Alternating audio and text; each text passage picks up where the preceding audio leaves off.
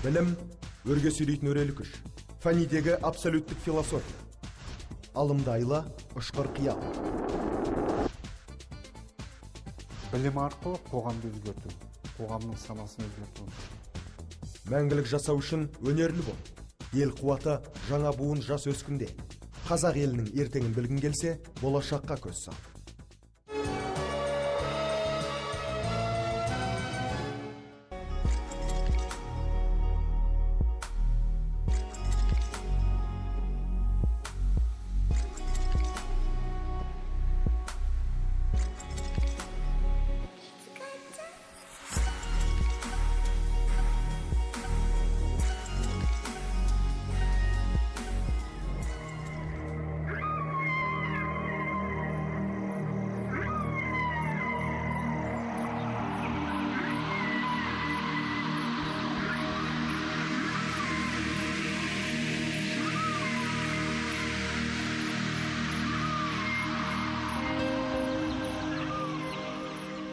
Бұл кәнігі дайвер емес.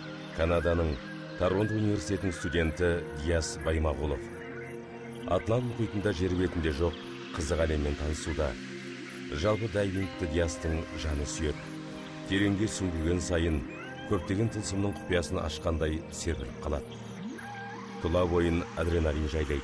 Бұл жолы 25 метр тұңғиыққа бойлап көрді. Нұсқаушының айтқандарын бұлжытпай орындады. Қауіпсіздікті түгел қару етпесе, мұхиттың аты мұхит. Қатердің қай жақтан бас салатынын ешкім білмейді. Ал мұхиттың арғы бетінде үлкен үміт артып, білім алып келеді деп отырған туыстары мұның бірін де білмейді.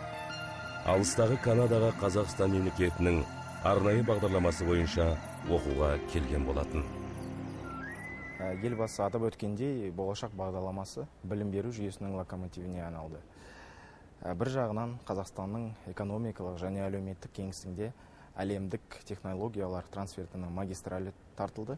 Екінші жағынан әлем біздің стипендиаттар арқылы, мысалы Қазақстанның оның халқы, мәдениеті мен дәстүрі туралы, еліміздің мүмкіндіктері мен әлеуметтік әлеуеті туралы көбірек біле түсті. Бұл Қазақстанның инвестициялық қызықтырушылығын да арттырды деп айтуға болады. Диас Баймағұлов 2004-2007 жылдары Кемепте іскерлік, әкімгершілік мамандығы бойынша бакалаврлық білім алды. 2007-2013 жылдары болашақ бағдарламасымен Канаданың Торонто университетінде мемлекеттік басқару және халықаралық қатынастар мамандығы бойынша бакалавриатты тауысты. 2013 жылдың қарашасынан бастап күні бүгінге дейін Қазақстанның даму, кәсіпкерлікті дамыту қорында қызмет етеді. Сонымен қоса Назарбаев университетінде жоғары мемлекеттік саясат мектебінде магистрлік білім алуда. Қазақстан географиялық жағдай бойынша теңіз бен мұхиттан қашық орналасқан. Бірақ Диас дайвингке телеарна арқылы құштар болыпты. Бұл жігіттің алдына қойған мақсатына жетпей тынбайтын бір жақсы қасиеті бар. Жоғары сыныпқа өткенде әке-шешесі қызмет бабымен Астанаға көшіп кетті. Бірақ Диастың Алматыдағы Кемепте оқимын деген тілегін жерге тастаған жоқ. Мектеп бітіріп жатқанда ұлының көңілін қимай қайтадан Алматыға оралды. Өйткені Диастың әкесі баласын тек жақсылыққа ғана баулып өсіріпті. Балаға жаңағы ешкімге қиянат жасама, ештеңе ұрлама.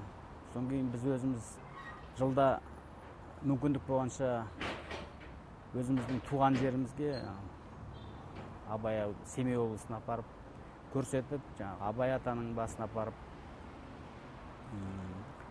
соларды айтуға тырыстық, көрсетіп, қазақтың өзіңнің туысқандарыңды, ағаларыңды сыйла, туысқандарды, үлкендерді сыйла деп. Кемепте соңғы курста оқып жүргенде Диас тағы бір тәуекелге белі буады. Мемлекеттік болашақ бағдарламасымен оқуын шетелде жалғастырып көрмек болады. Білімді мыңды жығат дейді қазақ мәтелі. Түрлі талаптарды орындағасын Канаданың Торонто университетінен шақыру келді. Диастың ғана емес, ата-анасының қуанышында шек жоқ еді. Өйткені әлемнің ең таңдаулы университеттерінің бірі Торонто 1827 жылы құрылған. Forbes және Невіздік журналдарының бағалауынша әлемдегі үздік 20 университеттің қатарында. Бұл оқу ордасының түлектері бүгінде әлемнің көптеген алпауыт компанияларында жұмыс істейді. Мемлекеттік бағдарламаның осы мүмкіндігі шексіз қуаныш сыйлады. Болашақ стипендиясы стипендиаттары барлығы әлемнің жетекші университеттерінде білім алуда қазіргі таңда. Мұның бәрі болашақ бағдарламасының жоғары нәтижелігін білдіреді. Соның арқасында Қазақстанның талантты жастары үшін әлеуметтік лифт жасалды. Біздің елбасы атап өткендей, бұл әлеуметтік лифт өте маңызды институт. Соның арқасында мысалы көптеген жас қыздар мен балалар алдың қатарлы университеттерде білім алып, біздің еліміздің дамуына өз үлесін қосып жатыр. Диас диплом алатын уақытта анасы да үйде шыдап отыра алмады. Ұшаққа мініп, 13-14 сағат ұшып отырып, Канадаға жетті. Торонто университетін ұлының ондағы достарымен танысты. Диплом алу сәтіне қатысты. Көптеген суретке түсті. Ондағы Диастың достарына қазақ жерінің дәмін ұсынды. Абайдың өз семейдің құртын алып бардық. Біздің қазақтың ең бастысы, ең сыйлы тағамы деп. Ол жақтың адамдарының менталитеті басқа. Олар енді үлкен құрметпен қабылдады біздің сыйлықты. Торонтодан оралған Диас Астанаға барып қызметке орналасты. Бакалаврлық білімге қанаттанбай, тәлімдемесін одан әрі ұштауға кірісті. Сөйтіп, Назарбаев университетіндегі жоғары мемлекеттік саясат мектебіне оқуға түсті. Бүгінде жұмысы мен оқуын қатар алып келе жатыр.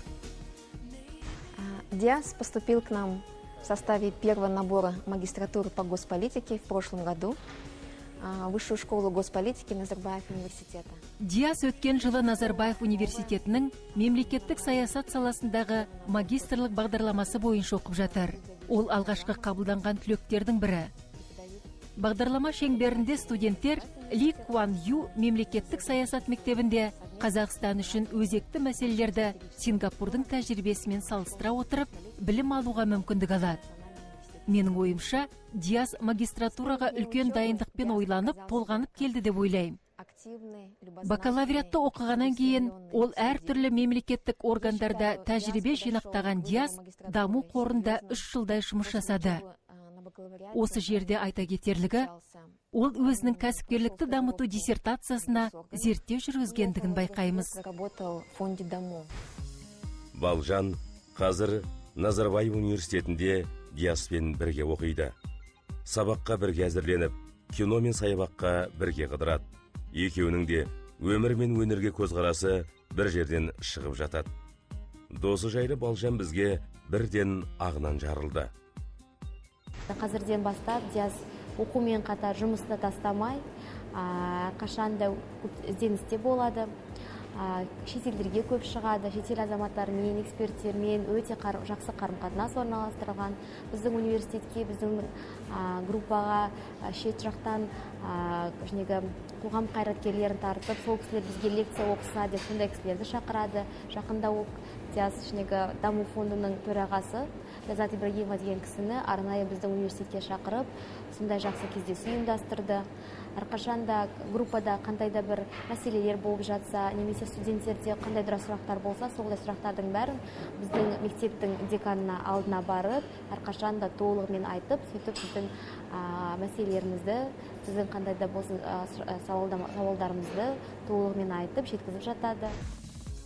Шетелдің озық білімін елге алып келіп, оны кәдеге жаратып жатқан Диастың арманы әлі таусылған жоқ. Алдағы уақытта достарымен бірлесіп, ірі трансұлттық жобаны іске асыруды көздейді. Әзірге бізге жобаның жайы-жайлы тіс жарған жоқ.